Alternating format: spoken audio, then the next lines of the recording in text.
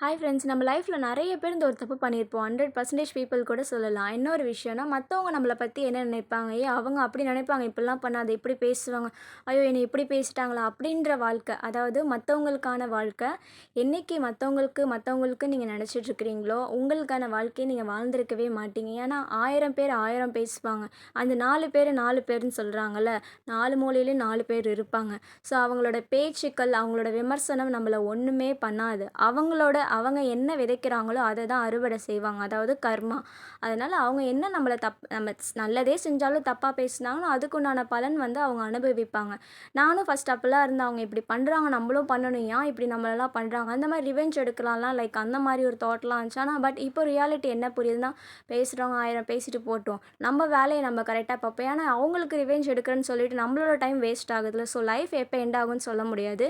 இருக்கிற வரைக்கும் இந்த மாதிரி பேசினவங்களுக்கு முன்னாடி நல்லா வாழ்ந்து காட்டணும்ல. ஸோ அடுத்தவன் நம்மளை பற்றி என்ன நினைக்கிறான்ட்டு அந்த மாதிரி எண்ணம் நம்மளுக்குள்ளே எப்பயுமே வரக்கூடாது. நம்மளை பற்றி என்ன நினைக்கிறோம், அதாவது நம்மளோட எண்ணமும் செயலும் வந்து நேர் வழியில் ஒரு நல்ல ஒரு தாட்டில் இருந்துச்சுன்னா கண்டிப்பாக எந்த ஒரு நெகட்டிவிட்டி வந்தாலும் யாராலையுமே அதை வந்து முறியடிக்க முடியாது. ஸோ உங்களோட எண்ணமும் செயலும், அதாவது செயல் ரொம்ப முக்கியம். இது ரெண்டுத்தையும் எப்பயுமே உயர்வாக வச்சிங்கன்னா ஒன்றுமே இல்லாட்டி கூட நம்ம என்ன வேணுமோ அதை போய் அச்சீவ் பண்ணுவோம். Be positive. தேங்க்யூ.